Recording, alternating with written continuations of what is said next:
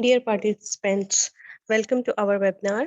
And this workshop today our workshop topic is about e-commerce, make and build an online e-commerce. This session will conduct by Sir Zishan Ahmed. Sir, please continue. Okay. आप मुझे host बना दें, मैं इसको share कर देता हूँ.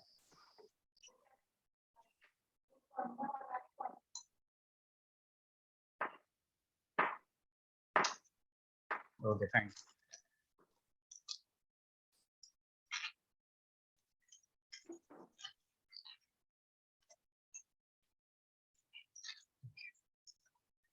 तो स्टार्ट करते हैं हम. Make and build e commerce website और स्टोर और व्हाट इज ई कॉमर्स. तो हम इस चीज़ों में हम इसमें सारी चीज़ें देखेंगे कि ई कॉमर्स है क्या. अब जिस तरह हम पिछले कुछ 2 या 3 साल से देख रहे हैं और स्पेशली आफ्टर कोविड के जितना भी बिजनेस है या जो भी हमारी सर्विसेज हैं वो आ चुकी हैं हम ई कॉमर्स पे. और जब हम कहते हैं कि वो ई कॉमर्स पे आ गई हैं तो इसका मतलब है कि हमें भी अपना बिजनेस जो है वो बिल्ड करना पड़ेगा या ट्रांसफर करना पड़ेगा वेबसाइट पे.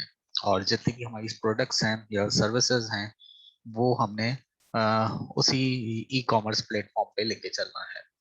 तो ट्रेंड में इस वक्त हम कहेंगे तो हमारे पास सबसे बड़ा जो बिजनेस है पूरी दुनिया में, ऑल ओवर द वर्ल्ड, जो हमारे पास ट्रेंड चल रहे हैं चाहे वो किसी भी चीज के हवाले से हो, वो सब जो है वो ई कॉमर्स को ही यूज करते हुए आगे आ रहे हैं. तो इसमें हम करेंगे क्या और मॉडर्न बिजनेस में इसके क्या रोल है और स्टैटिक्स देखते हैं. तो ई रिटेल जो है वो 2020 क्योंकि 2021 कंटिन्यू है, एंड नहीं है, तो ई रिटेल टोटल ओवर जो है वो 4.2 ट्रिलियन इन 2020 बिटवीन कोविड. और अगर हम बात करेंगे एक साल के दौरान कोविड है और हमारा बिजनेस भी पूरी दुनिया में जो है वो जो फिजिकल बिजनेस शट डाउन हुआ उसमें जो है वो ई कॉमर्स या ई स्टोर बेस्ड बिजनेस या मॉल बेस्ड बिजनेस ग्रो कर गया. और इसी वजह से हमारा जो पूरी दुनिया में बिजनेस का साइज जो है वो 4.2 ट्रिलियन हो गया. और approx 2021 and this year business जो साइज है वो अबव 6.2 या 5 बिलियन ट्रिलियन सॉरी. तो cross border e-commerce sales worldwide grow over 20%. हर जगह ई कॉमर्स जो है वो अपना बिजनेस स्टोर जो है वो 20% से ज्यादा ग्रो कर रहे हैं. आप देखते हैं कि बहुत सारी जगहों पे अब लोग अपनी स्किल्स को इम्प्रूव कर रहे हैं ई कॉमर्स में, चाहे वो अमेजोन से रिलेटेड हो, ईबे हो, वॉलमार्ट हो, या वो अली एक्सप्रेस हो, या वो पाकिस्तान में दराज हो. तो वो अपने स्टोर्स बिल्ड करते हैं, अपनी प्रोडक्ट्स उस पर लॉन्च करते हैं और अपना रेवेन्यू जनरेट करते हैं. तो अमेजोन नेट प्रॉफिट अगर हम कहें तो 2020 में 80% से ज्यादा हो गया. मींस के उसने अबव 100% या 100% के बिटवीन ही रहा है इस ई कॉमर्स में. तो अमेजोन तो बताइए कि सब तो कोविड से पहले भी वो उसी प्लेटफॉर्म को यूज कर रहा था. कोविड के बाद उसके ऊपर प्रेशर बहुत ज्यादा पड़ा और उसने अपने आप को, क्योंकि उसका स्ट्रक्चर इतना पावरफुल है कि वो किसी भी किस्म का कोलैप्स नहीं किया उसने. तो उसने अपना बिजनेस जो है वो 80% सिंपल अमेजन ने अब इंक्रीज करा. इसके अलावा दो अदर प्लेटफॉर्म है उनका भी तकरीबन यही है. तो हाफ कंज्यूमर जो है वो शॉपिंग करते हैं स्मार्टफोन से. मेरे ख्याल में हाफ से भी ज्यादा 70 to 80% के बिटवीन जो है वो ई कॉमर्स का बिजनेस जो है वो स्मार्टफोन से ही होता है थ्रू एप्स. तो अमेजन हो, ई कॉमर्स से रिलेटेड वॉलमार्ट हो, ईबे हो, दराज हो, ये सब जो है वो अपना बिजनेस जो है वो अपनी मोबाइल ऐप से ही कर रहे होता है. तो स्मार्टफोन तो मेजर टूल है इस बिजनेस का. 3.4 बिलियन ई कॉमर्स यूजर्स जो है वो वर्ल्ड वाइड मौजूद हैं. स्पेशली चाइना की अगर हम बात करें तो चाइना चाहे वो किसी भी किस्म का बिजनेस हो, any type of business, China lead करता है अपने बिजनेस को पूरी दुनिया में, और इसी वजह से यूएस एंड चाइना जो है वो क्लैशेस रहते हैं बिजनेस और टैक्सेस के हवाले से। तो इसके बाद जो कंट्रीज हैं वो जर्मनी है, यूके है और यूरोपियन कुछ मार्केट्स हैं जहाँ पे ये बिजनेस काफी तेजी से ग्रो करा है। और एशिया में और स्पेशली वेस्टर्न और साउथ एशिया में ये भी अब काफी यूज होने लगा है। तो टोटल हमने कहा 4.2 ट्रिलियन रही है, और वो ज्यादातर उसमें ऑनलाइन शॉपिंग हुई है जिसमें रेगुलर हुआ है। मतलब ऐसा नहीं है कोई सीजन है, कोई ट्रेंड चल रहा था जिसमें सेल हुई है। Overall everyday selling day. तो स्पेशली जो इसमें जो काम हुआ वो अडल्ट, यानी कि जो टीनेजर्स है जो अबव 13 टू 40 इयर्स के बिटवीन थे, उन्होंने इसमें ज्यादा अपना रोल डिफाइन किया और सेलिंग और बाइंग में इन्वॉल्वमेंट रही इनकी। तो people adopt trend and e commerce growth की अगर हम बात करें तो ये सारा ट्रेंड जो मैं इस वक्त शो कर रहा हूँ वो आपको स्टैटिस्टा पे और ई मार्केटर पे मिल जाएगा। तो ये सोर्स आप यहाँ से देख सकते हैं, ये बहुत अच्छे ब्लॉग्स हैं ई कॉमर्स से रिलेटेड, आप इसको जरूर रीड करें। तो 2020 में सेल वर्ल्ड वाइड हुई है कोई 3% से ज्यादा, और हमने कहा कि 24 ट्रिलियन तक गई है। अब खाली फैशन इंडस्ट्री की बात करें तो पूरी दुनिया में एक सबसे बड़ी जो सेल होती है फैशन इंडस्ट्री करती है। उसके बाद फिर इलेक्ट्रिकल और इलेक्ट्रॉनिक्स और दूसरी चीजें आती हैं। तो फैशन में अगर हम जाएं तो इसकी इंडस्ट्री बहुत ज्यादा बूस्ट करी, जिसमें क्लोथिंग है, शूज, बैग, एसेसरीज, और इसका जो साइज बना या बड़ा वो 0.5 ट्रिलियन था 2019 में, and is expected to exceed कर जाएगा वो 1 ट्रिलियन से, और बाय द एंड ऑफ 25 में ये 50% से ज्यादा ग्रो कर जाएगा। तो हर साल जो है वो इसमें बहुत ज्यादा जो है वो अपडेशंस होती हैं, ग्रो करता है ये बिजनेस, क्योंकि आप चाहे कहीं पे भी हैं तो आपको इस इंडस्ट्री की जरूरत रहती है। आपको शूज भी बाय करने हैं, आपने अपने क्लोथिंग भी देखनी है, आपने मुख्तलिफ एसेसरीज चाहिए, और वो आप ऑल ओवर द वर्ल्ड से आप उसे बाय करें या अपने लोकल स्टोर से करें, तो ये डिपेंड करता है आपके ऊपर, पर ये एक मेजर है। तो अमेजोन की प्रॉफिट हमने कहा था कि 80% से ज्यादा रही, और 84 तक रही, और ये पूरी दुनिया का कोई 38% है। जो पूरा बिजनेस हुआ उसमें 38% से ज्यादा जो है वो अमेजोन का हुआ, और ये ऑल टाइम हाई हुआ है कोई 386 बिलियन तक। तो ये काफी जो है वो अमेजोन के लिए एक जो कहते हैं ना अच्छी खबर है कि भाई वो उसका बिजनेस जो है वो इतना ज्यादा जो है वो ट्रेंड हो गया, और इतना ज्यादा जो है वो उसकी उस पे जो स्टोर्स हैं वो उन्होंने अपनी सेल करी। इसकी वजह से दूसरी चीजों को भी बहुत, या दूसरे स्टोर्स को भी बहुत सपोर्ट्स मिली। तो ये बिजनेस के एक मेन प्लेटफॉर्म है ई कॉमर्स का अमेजोन। तो अगर हम कहें तो ई कॉमर्स की जो ज्यादातर ग्रोथ हमें नजर आती है वो आपके इन्हीं स्टोर्स पे नजर आती है। उसके बाद फिर कुछ दूसरे ही स्टोर्स हैं जो ग्रेजुअली अब अपडेट होते रहते हैं और अपनी प्रोडक्ट्स को सेल कर रहे होते हैं और उसमें चीज़ों को चल रहे होते हैं। तो मोबाइल ई कॉमर्स स्टेटस पे अगर हम जाएं तो 3 types mobile of e commerce हैं जो अगर हम देखते हैं। तो मोबाइल में अगर हम देखें तो ई कॉमर्स कितना इन्वॉल्व हो गई। जब आप कोई भी मोबाइल ऐप यूज करते हैं शॉपिंग के लिए, या कोई भी प्लेटफॉर्म यूज करते हैं तो थ्रू मोबाइल डिवाइस, तो उसमें क्या क्या चीजें शामिल हो जाती हैं। आपने तो परचेज कर लिया अमेजोन से या दराज से या ईबे या अली एक्सप्रेस, तो उसके साथ आपने जब ऑर्डर कर दिया और चेकआउट करते हैं तो सेकंड जो ऑप्शन है वो आपका बैंकिंग है।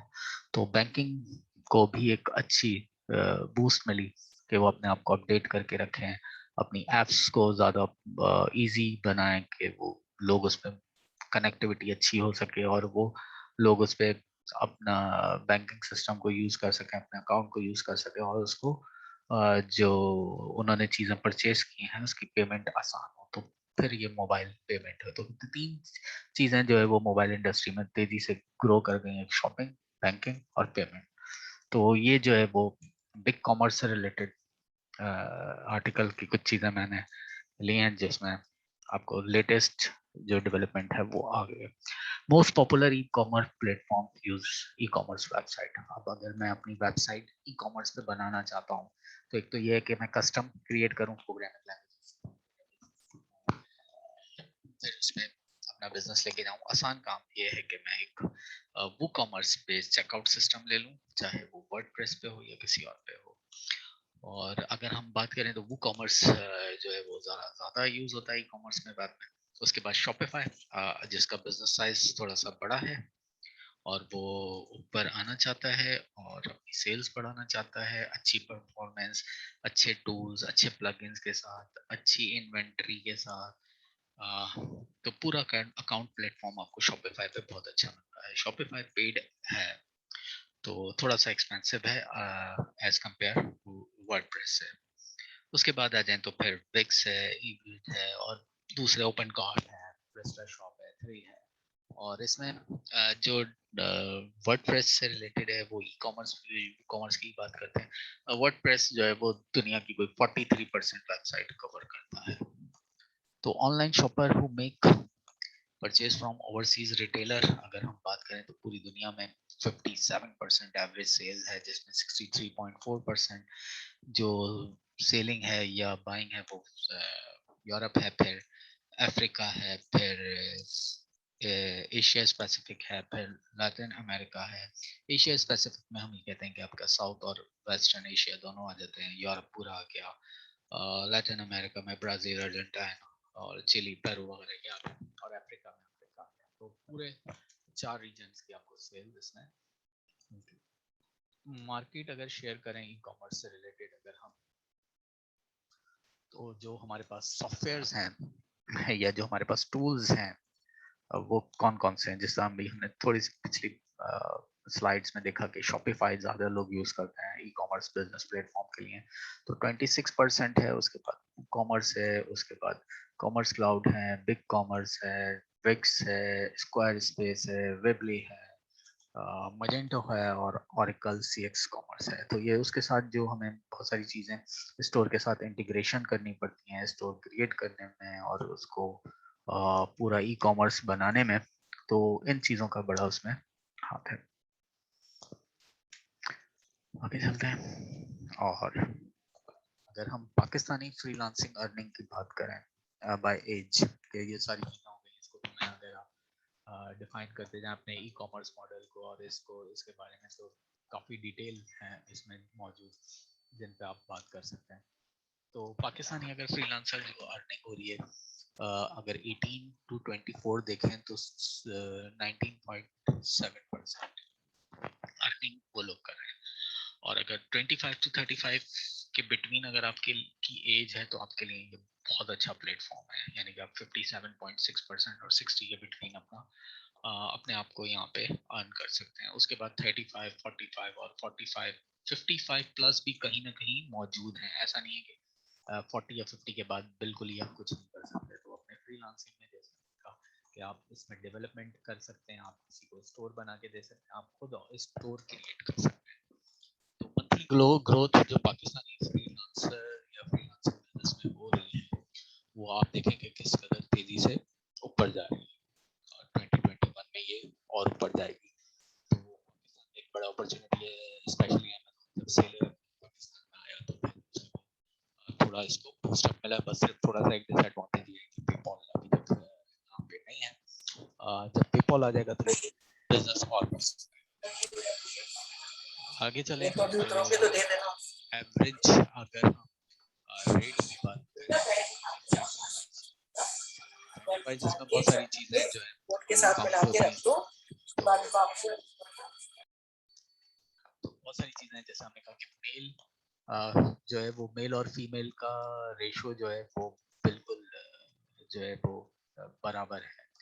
तो जो आवरली जो रेट है जो लिया जाता है, इसमें जो लिया जाता है वो 20.97 और 20.26 तो अर्जेंटीना, सर्बिया, रशिया और फिर पाकिस्तान की अगर हम बात करें तो ये भी है। मिनिमम भी अगर हम पाकिस्तान को देखें तो आवरली जो लोग चार्ज कर रहे हैं वो $20 बिटवीन कर रहे हैं, और बहुत ज़्यादा बिगनर है तो $10 से कम मैंने किसी को काम करते हुए नहीं देखा। तो एक अच्छी अपॉर्चुनिटी है, वर्चुअल असिस्टेंट के तौर पे काम कर रहे हैं या अपने खुद ही काम कर रहे हैं। तो टॉप ई कॉमर्स कंट्रीज अगर हम बात करें तो यूएसए है, फिर यूके है, फिर ब्राजील है। पाकिस्तान में काफ़ी तेज़ी से, जैसे मैंने कहा कि बिजनेस आ गया है। यूक्रेन है, फिलीपींस है, इंडिया है, बांग्लादेश है, रशिया है और सर्बिया है।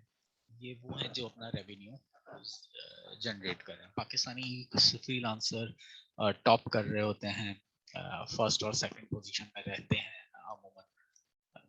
तो ई कॉमर्स के कोर्सेज अगर या आप कोई ट्रेनिंग करना चाहें जिसमें आप अपनी स्किल्स को इम्प्रूव कर सकें और अपना बिजनेस या किसी और का बिजनेस बिल्ड कर सकें, तो वो जनरल ई कॉमर्स कोर्सेज में डिप्लोमा इन ई बिजनेस होता है, मार्केटिंग ई कॉमर्स कोर्स होते हैं, डिजिटल मार्केटिंग होती है, ई कॉमर्स मार्केटिंग है, प्लस वर्चुअल असिस्टेंट है जो कि टॉप पे है, e commerce drop shipping courses हैं, एफिलिएट मार्केटिंग कोर्सेज हैं।